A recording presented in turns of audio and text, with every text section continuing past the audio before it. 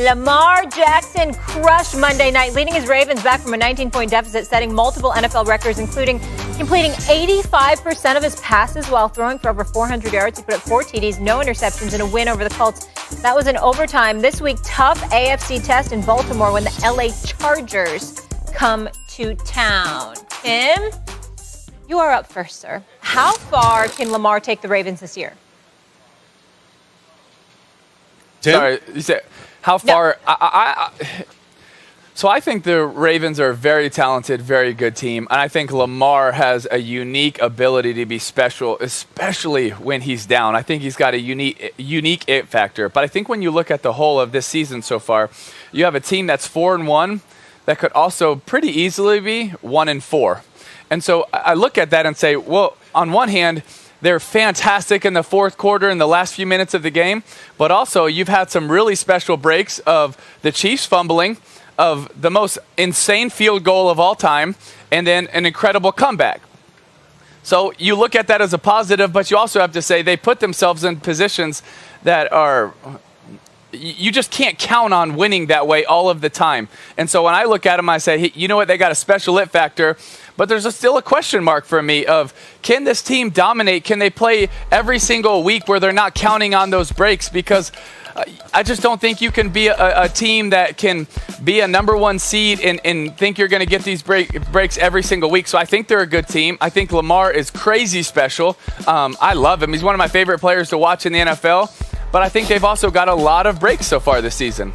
Well, listen, breaks come with it when you're trying to go for a Super Bowl. Last time I checked, there's a few times the Super Bowl champions have been lucky en route to capturing the crown, Tim Tebow. I mean, you should know about it when you were playing in the SEC and you were going against Alabama, okay? I mean, these things happen. Sometimes luck goes your way. But I will tell you this, sir. Just like you said, they could easily be 1-4, whatever. I can make an argument, Tim Tebow, they could easily be 5-0.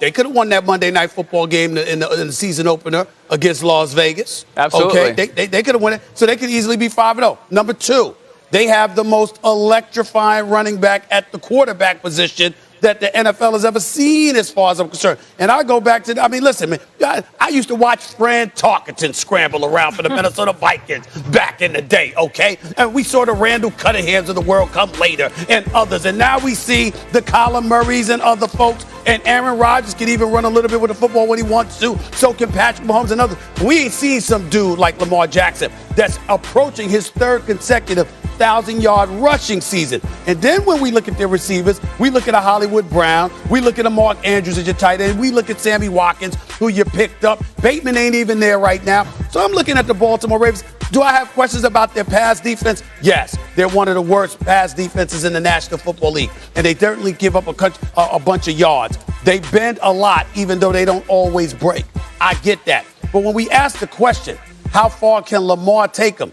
I think Lamar can force offenses to get a bit tight because he's so electrifying with what he does that pressurizes opposing offenses to do more than they may be capable of doing at a particular moment in time, and that could assist to them folding too. I'm not picking them to win the Super Bowl. I'm not even picking them to get to the Super Bowl. But when we talk about can he carry the Ravens there, I think we all know he's capable of that, Tim Tebow. Oh, there's no doubt about it. But how much are you going to put on him? Like, how tight of a back brace does he have to have? You know, like, I just think when you ask him to do so much, I think it's going to be hard. I think you have a chance of injury. I think you have a chance of it being even a longer season of getting worn down. I don't like putting it all on Lamar. I think he can handle it for a while, but then this is a very violent, tough league. Even though they're making it easier on quarterbacks and they're making it easier on tough hitters, and you know they're not getting blasted as much. But man, that's a lot to put on him when he's having to run and throw it that much. And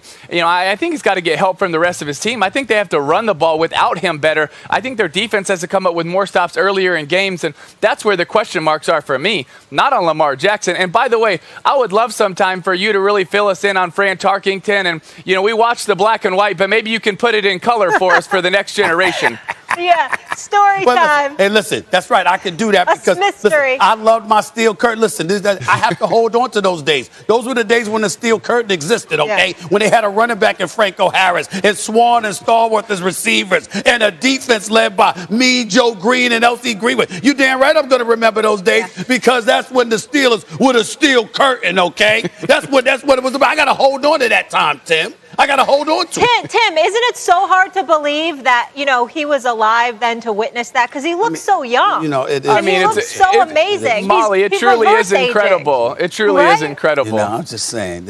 He gets younger, better looking, richer every day. I know she's, I hope we know he gets richer. We know he gets richer. Oh, you're wanting to talk. Let me tell you something. Look at him in the sunshine again, and you don't even stop. Do y'all see the tan on Molly? Somebody loving Hollywood. It ain't me. I have to say, I am happy to be out here in California. I took one for the team. That's right. To be here with you so we could be in studio together for First Take. That tan is doing something. I'll tell you that much. Hey, Stephen, do you think I could have your jacket so I can auction it off for charity? I think I could make a lot. This guy's crazy. Let's go to break. We're not going to break. No, we haven't done it. Why that brother hasn't been found, because I know you watch the tapes, Dan, and you know that brother's been open, and there ain't no excuses for him not to get the ball more than we've seen him get the ball over these last 3 games. Okay. Before we start, I just want to say Odell has played in 73% of his games since he joined the NFL, so he's essentially missed 2 full seasons due to injury. Tim, I'll start with you. Is Baker sabotaging Odell Beckham's career? I mean, those are some big accusations. To say that their relationship, whatever's going on, and honestly, I have no idea, but to say that Baker is sabotaging someone, I mean, unless we have just really good information, I think that's hard to say. It's not something that I would believe. I think, Baker's someone that I think he desperately wants to win. And I think that about, Odell as well. Both of them are competitive guys, and could their tempers and egos get in the way a little bit of 2 guys that have always been very successful? Possibly, but it's hard for me to believe that Baker is deciding, hey, I'm going to go to somebody else that's not as good because I don't want this guy to catch more passes. That's hard to believe. But I do think with the touchdowns, a lot of people bring that up with Baker, and I guess now with Odell. But this is a team, when you get inside the 10, they're running it, and they're running it in most of the time. So I think you also got to understand the context of this offense is when you get into the red zone, most of the time they're scoring, but they're scoring with really, really good running backs and a really good offensive line. So I think that's something that we got to also take into context. But, man, those are some really big accusations against Baker. And every time I've been around him, he's been someone that's so competitive that he wants to win. And I don't think he would let ego get in the way of winning. I respectfully disagree, but I emphasize the word respectfully because I understand exactly where you're coming from. Let me explain exactly what I mean when I say what I said. Baker Mayfield wants to win. I'm not questioning that at all. But in my years of covering sports, you do run across people, Tim, unfortunately, that want to win their way, not just win, period. And that's what I am saying. I'm not in any way implying that Baker Mayfield doesn't care about winning and you know what, the hell with Odell Beckham Jr. I'm saying I'm watching a guy in Baker Mayfield that's completing nearly 67% of his passes. This Cleveland Browns team has taken a step forward with him as their quarterback. We have raved about his maturation. We have raved about his development. But somehow, some way, the lone question mark, or I shouldn't say the lone question mark, the most prevalent question mark about him is his relationship with with Odell Beckham Jr. Keyshawn Johnson was talking about it this morning on his radio show. It was like wait a minute here.